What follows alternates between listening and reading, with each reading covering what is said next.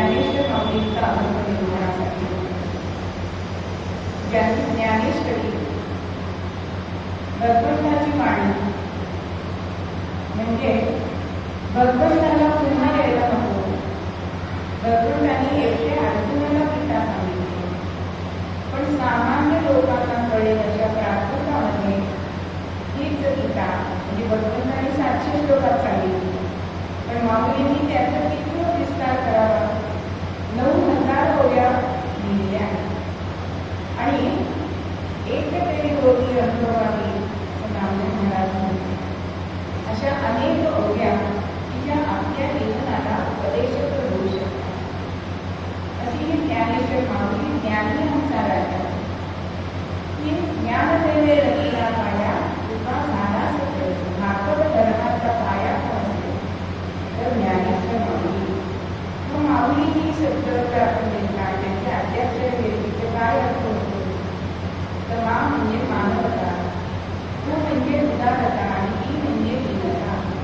मातेमध्ये तिन्ही गुण असतात आणि म्हणून असे एकच संत आहेत की आपण त्यांना माऊली असं म्हणतो, ते कधी रागवलेच नाही. अशा या माऊलींनी हरिपाठांना 22वा पूजा. आता खरं म्हणजे माऊलींनी हा जिवंत असताना हरिपाठ लिहिलेला नाही. सोनूपुत्र दांडेकरांच्या ज्ञानेश्वरीमध्ये हा भाग आलेला आहे की नाथांना तेव्हा माऊलीने दृष्टांत दिला की त्या झाडाची मुळी माझ्या कंठाला लागली आणि तू ती केवळ बाजूला कर. आता या गोष्टीला 3-1 वर्ष झाली, 300 वर्ष झाली आणि सगळेजण असं म्हणतात की कुठे असणार आहे ते, पण नाथांनी माऊलींनी समाधी शोधून काढले आणि आत गेलेले आहे. माऊलींचं दर्शन घेतलंय, माऊलींची वार्तालाप केलाय आणि ज्ञानेश्वर माऊलींनी नाथांना काय सांगितलं की ही जी माझ्या समोर करत आहे ती शुद्ध करत. माणूस बघा आपलं किती घालून दुसऱ्याला सांगतो, आपल्याकडे तुम्ही चांगोष्ट म्हणून खेळ खेळत पहिल्यांदा ते वाक्य सांगितले की शेवटपर्यंत जाईपर्यंत तिसरंच व्हायचं की. तसं माऊलींनी लिहिलेल्या ज्ञानेश्वरीमध्ये आपापलं काय काय घुसळून ती ज्ञानेश्वरी अशुद्ध केलेली आणि ती शुद्ध करण्यासाठी नाथांनी माऊलींनी सांगितली. आता नाथांनी माऊलींना सांगितलंय की मी तुझ्याशी प्रत्यक्ष बोललो, हे कसं लोकांना पटणार, त्यामुळे काहीतरी प्रसाद होतो तुम्ही मला द्या. आणि नाथांना दिलेला प्रसाद म्हणजे हा हरिपाठ आहे आणि हा हरिपाठ म्हणजे वारकऱ्यांची संध्या आहे. माळकरी वारकरी अहो बाकी कुठलंही स्तोत्र आलं नाही तरी चालेल, पण हरिपाठ म्हटलं की सगळं पुण्य मिळतं. कित्येक जण दररोज म्हणणारे हरिपाठ म्हणणारे आहे, कोणीतरी एकादशीला म्हणणार, पण वारकऱ्यांनी दररोज हरिपाठ म्हणावा असं सांगितलेलं आहे. अशा या हरिपाठांना हा भाग सांगावा. हरिपाठ म्हणजे सारात सार, म्हणजे उपनिषदातलं सार गीतेत आहे, गीतेतलं सार ज्ञानेश्वरीत आहे आणि ज्ञानेश्वरीतलं सार हे हरिपाठामध्ये आहे. म्हणजे प्रत्येक शब्दामागे इतका बुधार्थ सुद्धा लपलेला आहे की अनेक जणांनी हरिपाठावरती पुस्तकं लिहिलेली आहेत आणि तरी सुद्धा अतिशय तरी अर्थ असणारे असं वाटावं इतका हा हरिपाठ जरी अभंग 28 असले तरी सुद्धा तो समजून घेण्यामध्ये अत्यंत कठीण आहे. असा या अभंगामध्ये माऊली आज म्हणताय, नित्यने मनामी ते प्राणी दुर्लभ लक्ष्मी वल्लभ दया जवळी.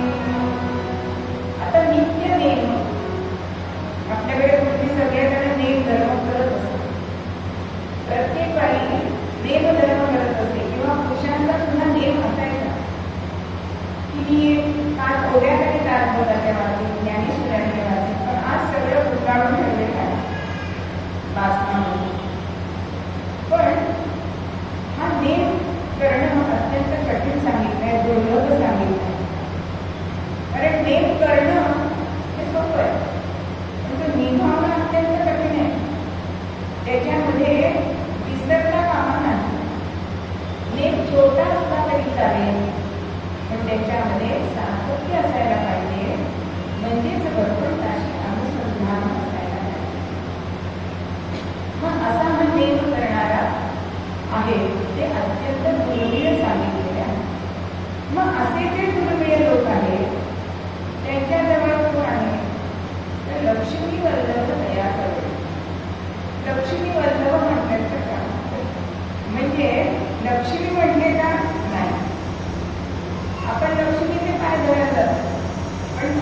त्याचे काय लक्ष्मी करते तो ह्या भक्तांच्या जवळ असतो, म्हणून लक्ष्मी वल्लभ तयार होते. अहो नेमाने काय मागतो, लक्ष्मी वल्लभ कसा मिळतो? व्यवहाराचं उदाहरण की एक व्यापारी होता आणि मनात तर खूप होतं काय काय करू, हे करू, ते करू, ते करू, पण प्रत्यक्ष नेम करायला सांगितलं की मला हे जमणार आहे. त्यांचे गुरु त्याला सांगतात की काहीतरी नेम कर. काय नेम करशील? गुरुजी काही गुरु सांगतात काही नेम की बाबा दररोज काहीतरी पोथी वाच, हे म्हणजे मला वेळेवर दुकानात जावं लागतं, ते काही मला शक्य नाही. मग वारीला तरी जा, ते पण शक्य नाही. स्नायूवर कोण बसणार? असे प्रत्येक नेम सांगावे आणि काहीतरी पुस्तक करावं. शेवटी गुरु म्हणतात तू आता सांग काय नेम करणार आहे. तेव्हा तो व्यापारी सांगतो की मी दररोज एका सज्जनाचं दर्शन घेईन. असं सांगितलं की नेम छोटा असला तरी नेमामध्ये सातत्य देव असं गुरुंनी सांगितलं. आणि याच्या गावामध्ये एक कुंभार राहत असतो आणि तो माळकरी असतो आणि नामस्मरण करत असतो आणि दररोज नित्य नेमाने पहाटेच्या वेळी येते.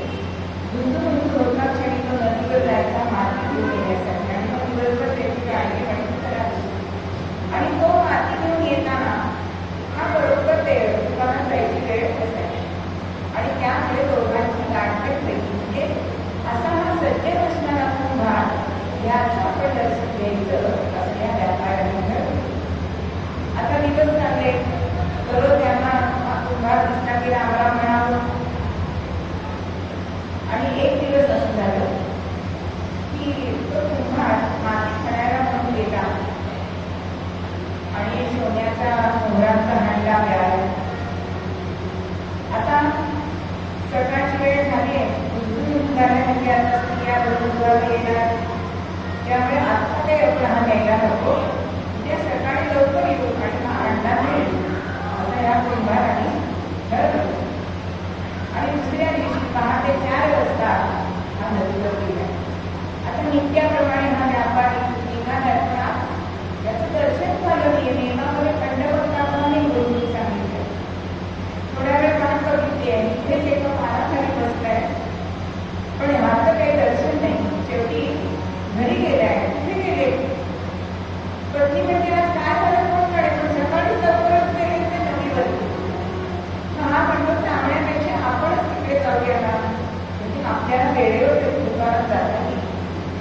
आणि हा त्या नदीच्या काठी हा तिथे जायचा असे तिथे गेला आणि हा यायला आणि त्याने हांडा वर काढायला एकच वेळ झाला. आता यांनी नेहमीप्रमाणे रामराम केल्याला दिसलं, म्हणजे मुख दिसलं असं याला म्हणायचं होतं, पण कुंभाराच्या मनात आलं याला अंडा दिसलाय आणि हा निघाला तिथून. कुंभाराच्या मनात असं आलं की आता यांनी जर 4 जणांना सांगितलं की सगळ्यांना कळणार, मग हे कुठेतरी आपल्याला खात्या म्हणजे ग्रामपंचायतीमध्ये वगैरे द्यावं लागणार, त्याच्या खाते तरी होणार. त्याच्यापेक्षा असं करतो याला अर्ध देऊन टाकतो. म्हणून हा धावत मागे येतोय. थांब तुला दिसतंय ना त्याचं मी अर्ध देईल. म्हणजे बघा एक छोटा नेम काय सज्जनाचं मुख बघायचं. पण अर्धी संपत्ती मिळाली ना न मागता, म्हणजे लक्ष्मी वल्लभ त्या जवळील हे ती माऊली या आव्हानामध्ये म्हणते ते व्यवहारामध्ये आहे. मग परमार्थात नसेल का हो? म्हणून परमार्थात सुद्धा लक्ष्मी वल्लभ हा आपल्या जवळ असतो.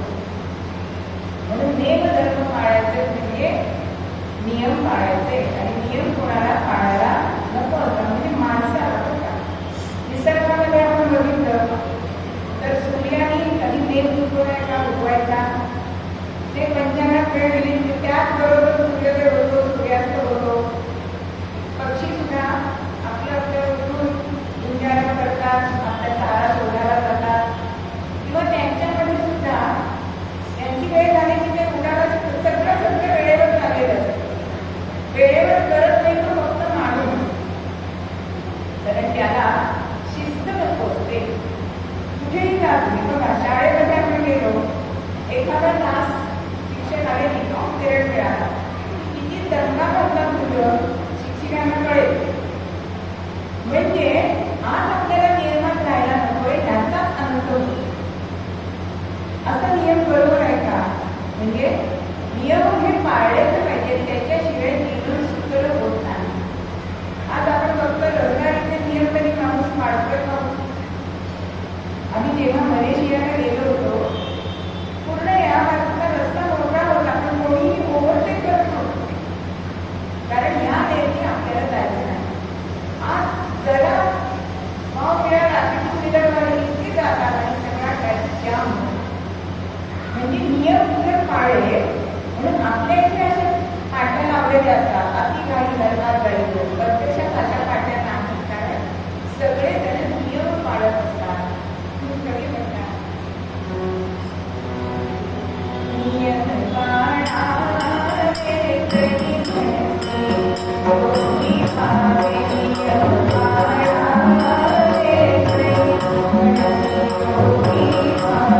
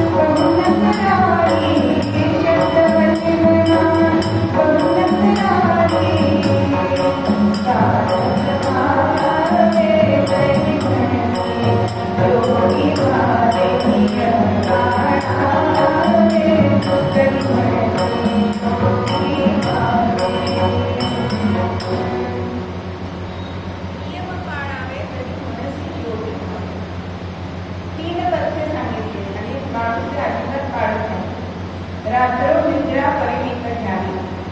पण आज आपण सगळे निशांचे झाले आहोत.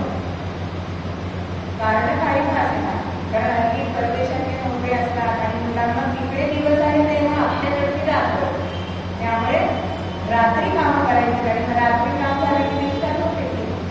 आपल्याकडे सांगितलंय की रात्री जाऊ नको, ही बुजू नको, पण आज आपल्याला बरोबर वेळ करतोय. भोजनासाठी मिती असावी. भोजन किती घ्यावं? आपला देह तत्वण्यापुरताच भोजन घ्यायला सांगितलंय, पण आपण भोजनासाठीच करतो. आता रामनवमीच्या उत्सवामध्ये कीर्तन होती, रामनवमीचा प्रसाद होता, आणि दुसऱ्या जवळ थोडंसं 10 मिनिटावर दुसरं मंदिर आहे, तिथे पण रामजन्माचा उत्सव. बरं, तिथे 12 वाजले आणि मी जिथे कीर्तन केलं तिथे 12:40 वाजले. पण आम्हाला विचारावं लागतं की किती जन्म करायचा आणि किती माणसांनी नवरट असावं. तिथे जेवण तिथे 2:30 वाजता जेवायला लागतं माणसं. म्हणजे कीर्तनाला 50 माणसं आणि भोजनाला 650 माणसं. म्हणजे भजन आणि भोजन ह्याच्यामध्ये एक तानामात्राचा फरक आहे, पण लोक भोजनाकडे धावतात. भोजनासाठी भीती असावी. एक देशासाठी सह्याद्री जे हॉस्पिटल आहे त्याची डायरी बघितली आणि त्याच्यामध्ये असं लिहिलं होतं बरं का, की 30पर्यंत 5 पोटाने जेवावं. म्हणजे जो घास आपण घेतो तो 5 पोटाने घ्यावा. 40मध्ये 4 पोटाने घ्यावा. 50मध्ये 3 पोटाने घ्यावा आणि 60 नंतर 2 पोटाने. एवढेच घास घ्यायचे. पण आज आपण बफेमध्ये करतो की पुन्हा उठायला नको म्हणून अक्षरशः एवढ्याला अन्न घेतो आणि त्यात पाया. म्हणून भोजनासाठी भीती असावी. उठण्याचं हल्ली कोणाला काही पडलेलंच नाही. आपल्याकडे काय सांगितलंय? पंचउषकाली, म्हणजे सूर्योदयाच्या आत तरी किमान खावं असं सांगितलेलं आहे. तर एक तरुण म्हणतो की मला सुद्धा सूर्याचे किरण आले ना की मी उठतो बरं का. आता त्या आजोबांना छान म्हटलं की अरे तरुण आहे आणि असं त्याचे विचार म्हणजे छान आहे ना. आणि जेव्हा ते त्याच्याकडे गेले तेव्हा काय दिसतं, त्याची खिडकी होती ती पश्चिमेकडे होती. म्हणजे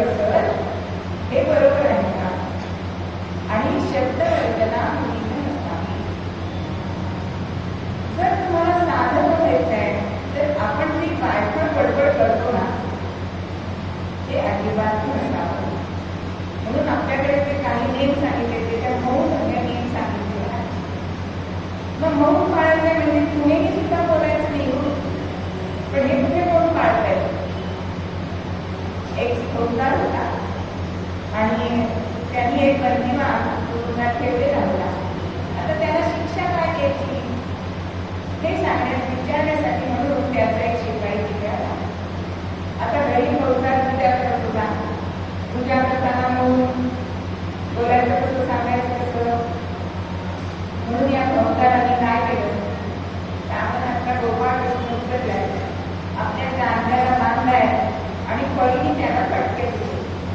म्हणजे काय सांगायचं होतं त्याला, त्या जो गुन्हेगार आहे त्याला दोराने बांधून घे आणि फटके मार.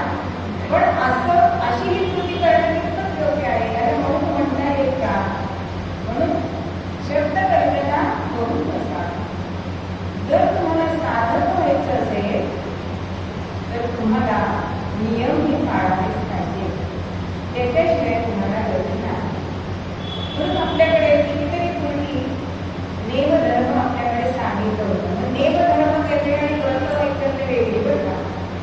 नेमधर्म म्हणजे सातत्याने दररोज करायचा आहे तो नेम, मग तो छोटा असला तरी चालेल. आणि व्रतवैकल्य जे असतात ती दिनविशेष, म्हणजे आता हरतालिका व्रत आहे, गणेश चतुर्थी व्रत आहे, एकादशी व्रत आहे. आणि नेमामध्ये तुम्हाला लाभ काही हवा आहे असं त्याच्या मागे नसावं, पण व्रतवैकल्यांमध्ये तुम्हाला लाभ असतो, त्याच्यातून तुम्हाला फल मिळणार असतं. की हरतालिका व्रत केलं तर तुम्हाला आपण सौभाग्य मिळतं, नंतर धनसंपत्तीकडे, म्हणजे असं प्रत्येक व्रताचं वेगवेगळं आहे. म्हणून व्रतवैकल्यांपेक्षा नेमधर्म हे श्रेष्ठ सांगितलेले आहे. पण नेमधर्म करणं सोपं नाही. एका गोंधळी महाराजांकडे एक मनुष्य आला आणि महाराज काहीतरी नेम सांगा, काहीतरी नेम सांगा, इतका पाठ लागला. शेवटी महाराज म्हणाले सांगतो. सोपं सांगा, सोपं सांगतो.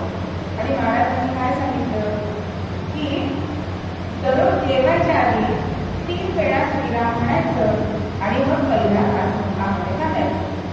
त्याला वाटतं काय लोकांनी श्रीराम श्रीराम म्हटलं की झालं नेम झाला. आणि होता 6-7 महिने होता, छान नेम सुरुवात चांगली झालेली असते. आणि एक दिवस गोंधळ्यामध्ये येतो. आता महाराज विचारतात काय नेम चांगला चाललाय ना? तो अगदी लक्षात ठेवून मी 3दा म्हणतो आणि मग पूजन करतो. आणि मग एकदा पद्धत असते की सगळं वाढवून झालंय आणि महाराज असं काही बोलायला सुरुवात केली आणि सगळ्यांचे लक्ष त्याच्याकडे. आता महाराज जेवत नाही म्हणजे आपण कसं जेवणार, म्हणून सगळी पद्धत खोडून गेली. अर्धा पाऊण तास झाला तरी महाराज काय सांगतायत, प्रवचनच करतायत. आणि मग एकदम आठवड्यासारखं म्हणतायत की अरे सांगायचं नाही ना, मी भानावर तुम्ही आणायचं ना, मला काय मी बोलायला लागलो की मी बोलतच सांगला. चला चला लवकर तेव्हा. आणि झाला असं इतकी गर्दी केली, त्या सगळ्यांनी सुरुवात केली. आणि मग महाराजांनी विचारलं त्या माणसाला काय नेम झाला? अहो घाई गडबडीत श्रीराम श्रीराम म्हणायचं राम श्रीराम. म्हणजे नेम धरणं सोपं आहे, पण तो टिकवणं हे अत्यंत कठीण सांगितलं. मग असा हा नेम धरला की नारायण हरी नारायण हरी भुक्ती मुक्तीच्या घरी. जरी आपण याचं नामस्मरण नुसतं केलं ना, कारण नामाचा परिणाम आपल्याला लगेच दिसत नाही, पण तो होत असतो. कारण आपण बघितलंय की नामापेक्षा नाम हे जास्त श्रेष्ठ सांगितलेलं आहे. मग असं हे नारायण नाम आपल्याला आज्ञा मिळण्याची कथा माहितीये की मुलाच्या दिशाने जरी नारायण नाम घेतलं तरी सुद्धा त्याला घ्यायला ते विष्णुदूत आलेले आहेत. म्हणून सतत नामस्मरण तरी करा, हा तरी नेम करा असं माऊली पुन्हा पुन्हा सांगते. पण आपल्याला वेळ नसतो, आम्हाला वेळ नाही आपण म्हणत असतो.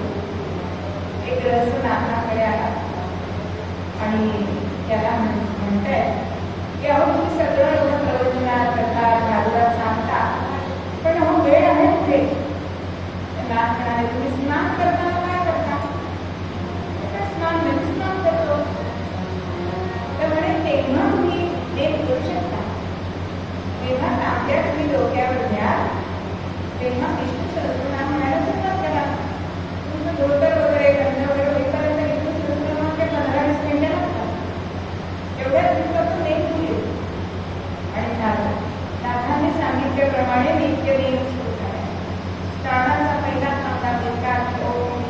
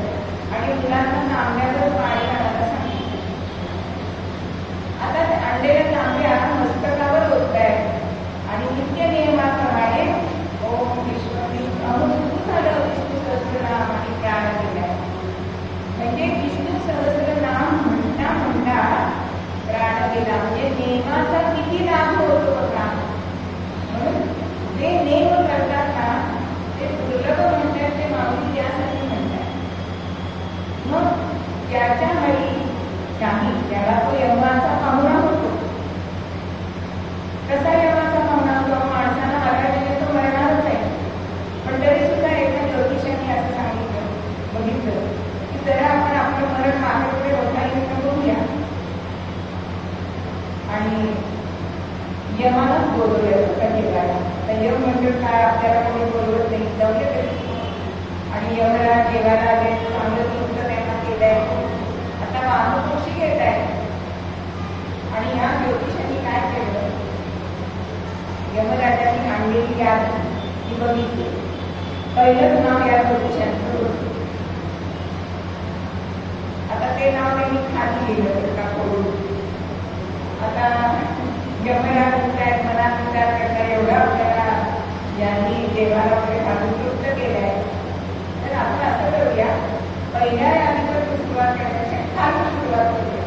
आता हे नाव खाली काय होतं ना, म्हणजे मृत्यूला आपण टाळू शकत नाही. यमाचा पाहुणा प्राणी होईल, कितीही तुम्ही प्रयत्न केले तरी सुद्धा तुम्ही त्याला बदलू शकत नाही. मग ते मरण येईपर्यंत तो दुर्लभ नरदेह त्याला मिळाला आहे. त्या कारण मनुष्याला फक्त वाणी मिळालेली आहे आणि त्या वाणीचा उपयोग काय करायचा आहे, तर नाम घ्यायचं आहे.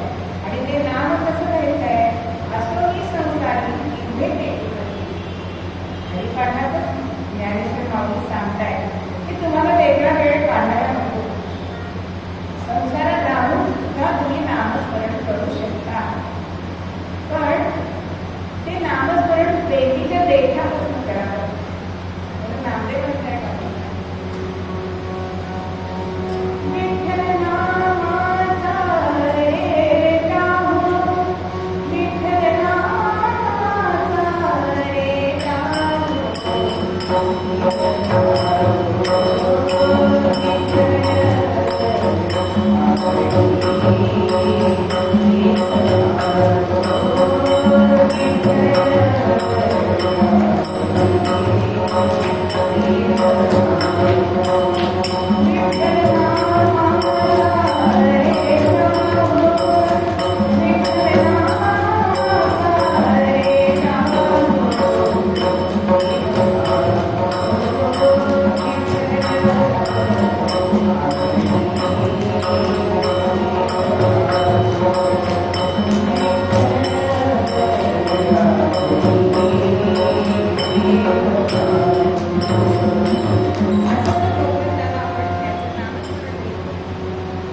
तर आपण या संसारातून तरुण जाऊ शकतो. संत सद्गुणी सुद्धा संसारात जाऊन नामस्मरण केलं नाही, तर भगवंताची प्राप्ती तिने करून घेतली. असं हे नामस्मरण. हरी बिन जन्म नरक पैसा. इथे हरिपाठीशी आहे ना, तिथे तुम्हाला नरक यातना भोगावं लागत नाही. मग असे हे देवधर्म सांगितले. त्या देवधर्माने नक्की काय होतं, कशासाठी करायचं असतो, तर देवधर्म कित्येक जण त्यांचा 12 महिने 13 काळ असतो. देव 12 महिने जमत नाही ते 4 महिने करतात, 4 महिने जमत नाही ते श्रावण मास करतात. आणि श्रावण मास सुद्धा त्यांना जमत नाही, तो आता अधिक येणार आहे 3 वर्षांनी, तेव्हा करतात. पण नित्य नेमाशिवाय राहू नये. कारण काय सांगितलंय माहिती सुद्धा, नित्य नेमागीण देव राही, नित्य नेमागीण तो राही, अन्न खाईल भक्षील तो, त्याचे जीवन श्वाना समान, धर्म वचन बोलले.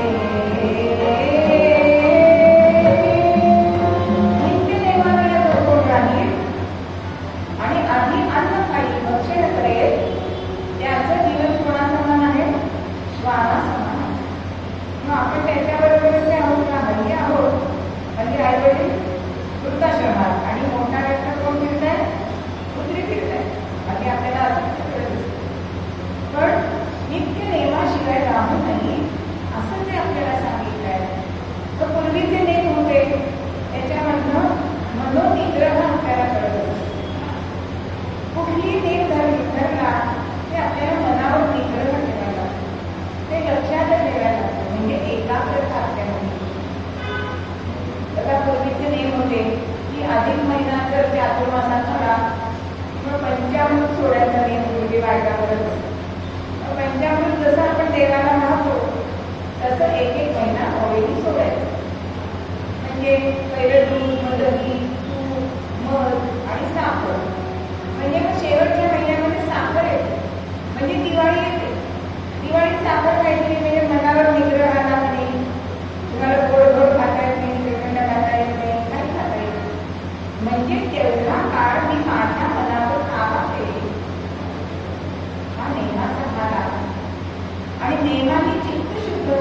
शरीर शुद्ध होतं. कारण नेमाने आपल्या शरीराला सुद्धा त्रास होतो नका आणि त्याने ते तपपूजन होतं, नीट होतं आणि आपल्या नेमाने दुसऱ्यांना सुद्धा आनंद प्राप्त होतो. याचं एक उदाहरण सांगते. त्यावेळेला मी सणासारपणाचा नेम केला, म्हणजे आमच्या इथे साखरेवाचा मत होता आणि तिथे दररोज सकाळी जायचं. तो मग सगळा झाडायचा, बैठका घालायच्या आणि या कापूरने तिथे रांगोळी 4-5 ठिकाणी त्या रांगोळी काढायच्या. त्यांचे रांगोळी काढून घरी यायचं. अर्धा पाऊण तासाचा नाही होता आणि होता 4 महिने झाले आणि त्या मठामध्ये वैकुंठ चतुर्दशीला अन्नपोट असायचं आणि त्या अन्नपोटाच्या वेळी मी गेलेली असताना एक बाई मला विचारतात, काय तुम्हीच ना ते रांगोळी काढण्याचं? मग आता तुम्ही काढत नाही का? नाव संपला त्याप्रमाणे. अहो म्हणे, तुम्हाला सांगते की तुमची रांगोळी दारातली बघून मी दररोज रिक्षामध्ये बसत असे आणि माझा दिवस इतका छान जात असेल. म्हणजे आपल्या नेमाने दुसऱ्याला सुद्धा आनंद होतो हे त्यावेळी मला पण नेमामध्ये आपल्याला किती त्याची चाड आहे, किती आपल्याला करायची इच्छा आहे हे सुद्धा देव बघत असतो बरं का. परीक्षा घेत असतो आणि अशी परीक्षा माझ्या बाबतीत सुद्धा झालेली आहे. 1 वर्ष मी माझ्या मावस सासूबाई होत्या आणि त्या जो कोणी सवासने घरी येतील त्यांना तो 1 रुपया गजऱ्यासाठी देत असतो. त्या केव्हा निवडतल्या त्यावेळी मी त्यांची आठवण म्हणून दररोज एका सवासनीला गजरा द्यायची असं नेम केलं. म्हटलं काहीतरी सोडायचं म्हणण्यापेक्षा आपण ठरावं ना त्यांची आठवण म्हणून. आणि तेव्हा मी पुण्यात राहत होते आणि बाबुलीने चौकात अत्यंत खूप फुलं छान मिळत असत. मग घरी फुलं आणायची, गजरा गुंफायचा आणि एका सवासनीला द्यायचा. असा वर्षभराचा नेम. आणि तरी सुद्धा बायका फुसपट काढतात. एका बाईने मला विचारलं, तुम्ही अमावस्येला सुद्धा गजरा निघत आहो? आता वर्षभराचा नेम म्हणजे अमावस्या येणारच ना. आणि होता असं झाला एक दिवस की आम्ही समर्थ स्थापित 11 मारुती यांच्या दर्शनाला ट्रिपला गेलो. आता ट्रिपला गेलं तर कसं काय गजरा मग विकत घ्यायचा असं ठरवलं होतं. आणि ब्राह्मणला गेलो आणि गजरा कुठे मला मिळणार. आता कोणत्या गावात गजरा मिळणार नाही असं काही मला वाटलं नव्हतं. तर काय करायचं, नेमात थंड पडणारे वाईट वाटत होतं. पण इतकी आपली तळमळ असेल ना तर देव साध्य करतो, याचा पण अनुभव आपल्याला येतो. आणि काय करावं असा विचार करत की तिथेच एका झाडाखाली बसले होते तारावरती. सकाळची 7ची वगैरे वेळ आणि 8पर्यंत निघायचं होतं सगळ्यांनी दूरच्या स्नानाला. तर त्याच्यामध्ये आपला नेम घडला पाहिजे असं सतत मनात. आणि इतक्या वर्ण बकुळीची फुलं खाली पडली. म्हणजे ज्याच्या खाली ज्या झाडाखाली बसले ते झाड होतं बकुळीचं. माझ्या मनात एकदम कल्पना आली की आपल्याला बकुळीचा गजरा करता येईल. पण दोरा कुठे ट्रीपमध्ये दोरा तर नेलेला नाही. मग ते अशा तिथे हार विकण्याच्या ज्या टप्प्या होत्या सगळ्या बंद होत्या. पण तिथे हाराचे काही दोऱ्याचे तुकडे पडले होते ते सगळे गोळा केले. त्यातल्या लहान जो दोरा होता तो दोरा घेतला आणि मुलीचं नेल पॉलिश त्या टोकाला लावला. त्यामुळे तो दोरा होता कडक झाला आणि त्यामुळे सुईसारखा त्याचा वापर करून मला बकुळीची फुलं व्यवस्थित होता आली आणि गजरा तयार झाला. अत्यंत मनाला आनंद झालाय आणि तो गजरा घेऊन मी त्या सभा मंडपात बसलेल्या स्त्रीला तो दिला आणि तिच्या चेहऱ्यावरचा आनंद बघून ती पण आनंदीकडे गजरा कोणत्याही बाईला आवडतो. म्हणजे तुम्हाला किती तळमळ आहे हे सुद्धा भगवंत बघत असतो.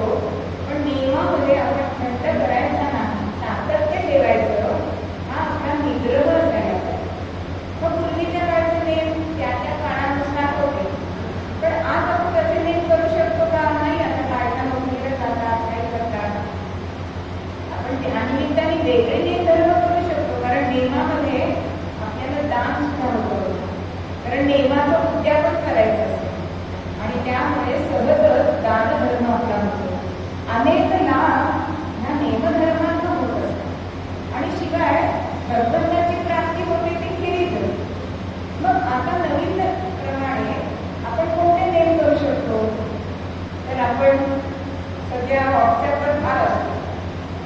एखाद्या मैत्रिणीचा वाढदिवस झाला की सगळ्याला नाही त्याच्यावर म्हणजे लक्षात नसतं वाढदिवस, पण एकीने केलेल्या वाढदिवसाच्या शुभेच्छा आपण लगेच पुढे शुभेच्छा, खूप खूप शुभेच्छा.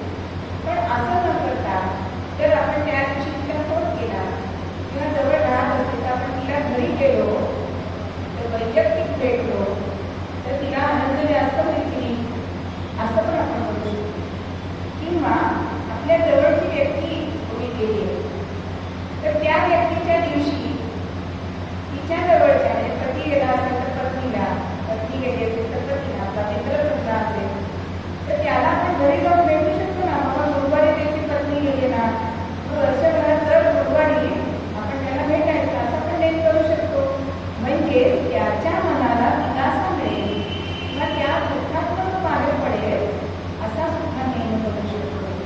पर्यावरणाचा नेम आपण करू शकतो की बाबा दररोज एक झाडाला पाणी घालणं, त्याला जिवंत ठेवणं.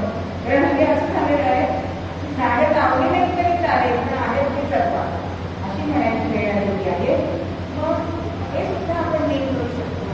अशा प्रकारे आत्ताच्या अनुकूल परिस्थितीला आपण नेम शोधले ना तर आपल्याला ते नेम करता येतात आणि ज्ञानदेवाचे निवृत्तीची चाड. आता चाड म्हणजे काय हो तर जिज्ञासा.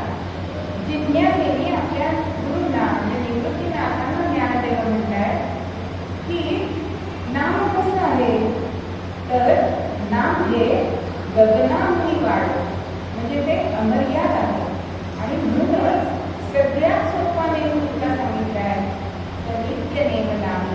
आणि नित्य म्हणजे काय तर भगवंत हा नित्य आहे. मग त्या भगवंत जो नित्य आहे त्याचं जर आपण नामस्मरण केलं तर नामापाशी देव तिष्ठत सर्व काळी.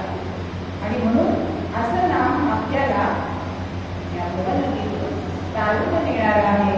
आणि म्हणून काहीही नेम जमला नाही तरी सुद्धा नामस्मरण करण्याचा नेम हा सगळ्यांना सुलभ आहे आणि हा जो नेम करतील ते दुर्लभ आहे असं माऊली आपल्याला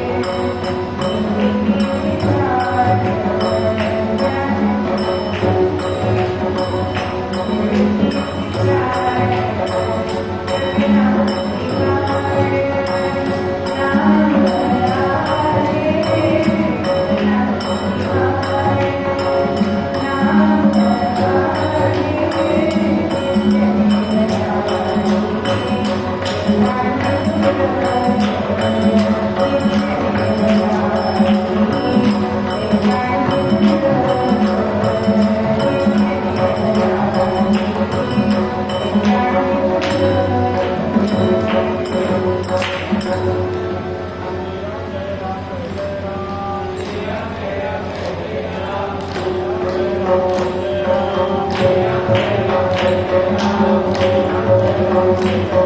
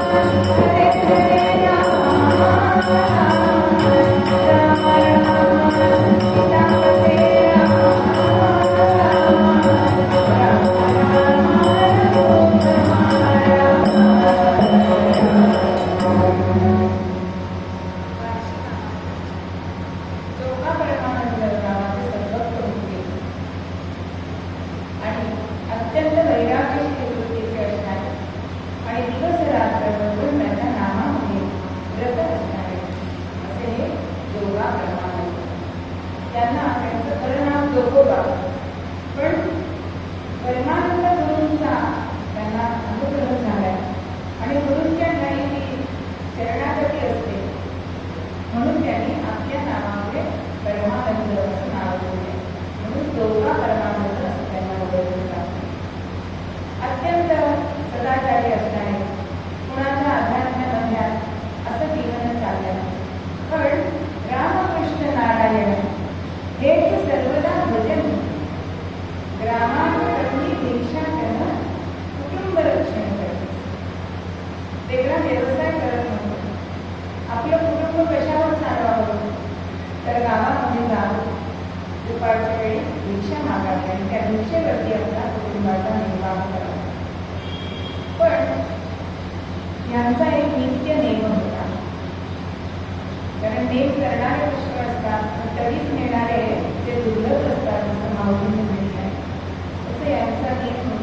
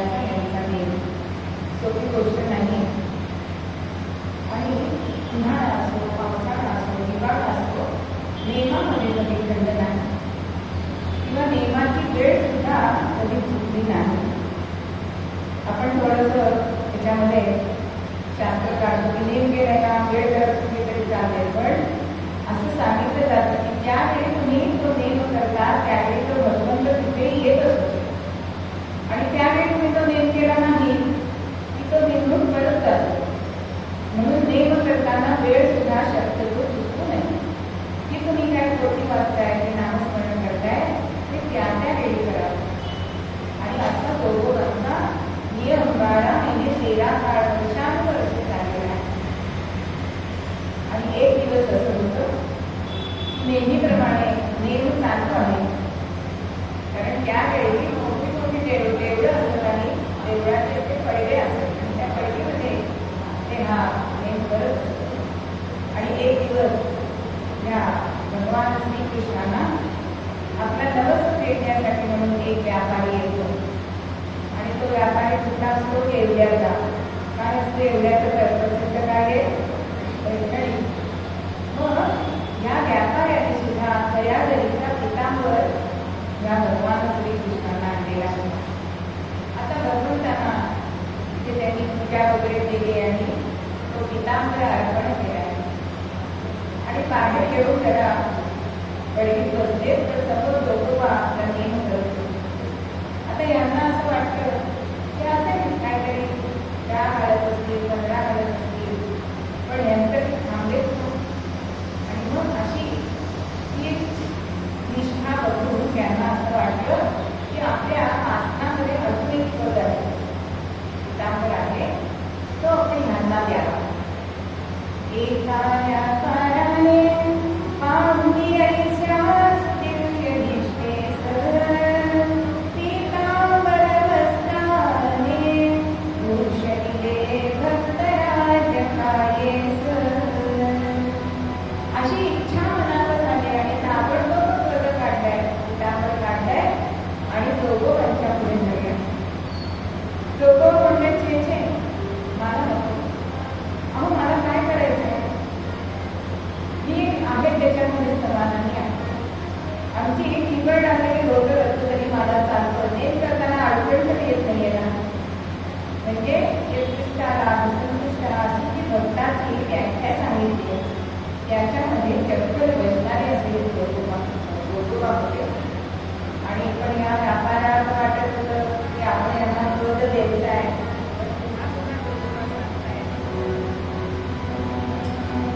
पीतांबर डोळे तावरती केसवा तुम्ही देवासी, पीतांबर डोळे तावरती केसवा तुम्ही देवासी, पाखरे तुम्ही पाखरे तुम्हासी, पाखरे तुम्ही पाखरे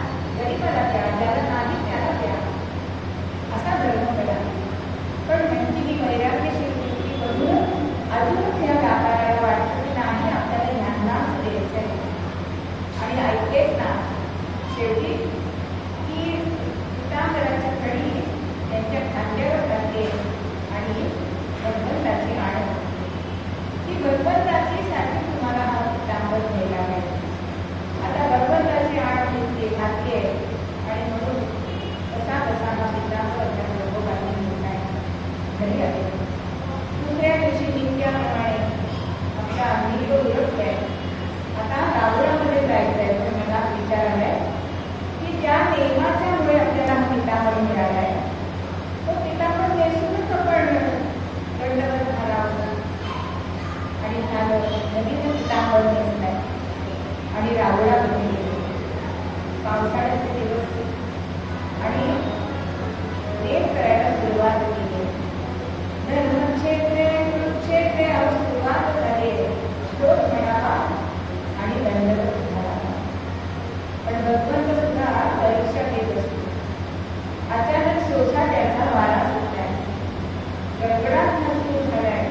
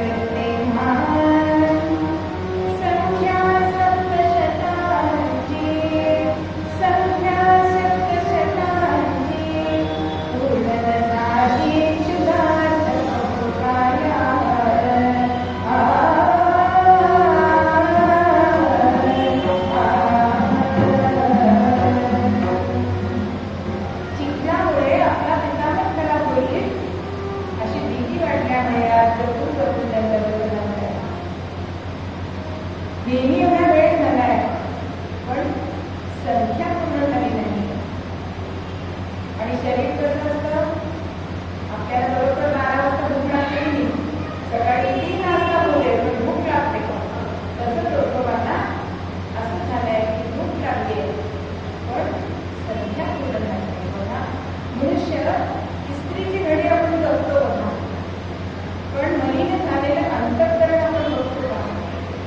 मनाला जी कळली जाणीवूंच्या प्रसंग आहे की माझे पाय मळतील म्हणून आईला कदर बसवायला सांगताय तेव्हा यशोदाबाई त्याला उपदेश करतायत की जसे पावलं वरती म्हणून मला कदर घालायला सांगतोस ना तसं म्हणून सुद्धा तुझं मधील होता कामाने बरं श्याम. पण मनुष्य स्वभाव असा आहे की लोभापायी इतके चांगले संत असून सुद्धा वैराग्यशील असून सुद्धा त्याच्या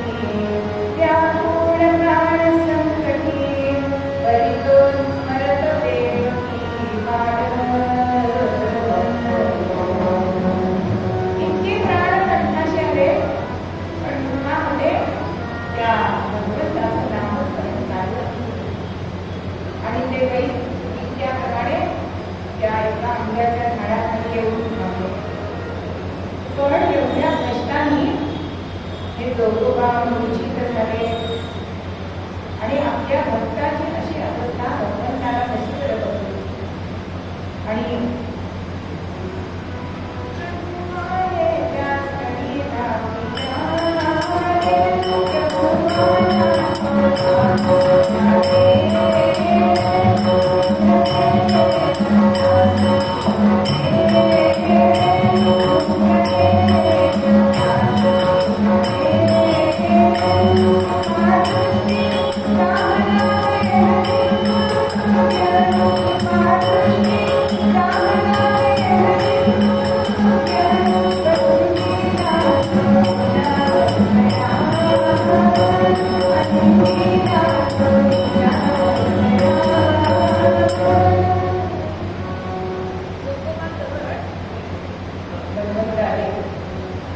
अर्धवट असे ग्रामीण असणारे लोकांना अचानक तुळशीचा वास येणार आहे. अति लाल असे सगळे म्हणजे तिथे भगवंत प्रसन्न असतात ना, तिथे आपल्याला सुद्धा या पुन्हा जाणवतात. आणि दोघांनी हळूच नेत्र उघडले आणि भगवंत पुढे बघतायत. भगवंत म्हणतात, लोकोबा एक दिवस नित्य नियमामध्ये बंद पडला तर असं काही शिस्त करून घ्यायचं, एवढा देहाला त्रास करून घ्यायचा, काय म्हणावं. आणि भगवंतांनी त्यांच्या अंगावरून कृपाहस्त फिरवल्या आणि लोकोबांचा देव हा त्यांच्या जन्मात पर्याय झाला. आणि असा नेम करणारा, नित्य नेम करणारा भगवंत अहो चारी भुजांनी हा भगवंताला आलिंगन देत होते. आणि मी तुझ्यावर प्रसन्न आहे, तुझा नित्य नेम बघून आणि त्याच्या मागचे तुझं सातत्य जे आहे ते बघून मी तुझ्यावर प्रसन्न आहे, काय तुला हवं तुला. पण भक्त आपल्यासाठी काही मागत नाही. तसे जोगोबा म्हणतात की भगवंता तुझं मला दर्शन झालं, अजून काय मला हवं. पण भक्त सुद्धा काही मागवती म्हटल्यावर मागरे मागरे म्हणत असतो. आणि तेव्हा जोगोबा म्हणतात की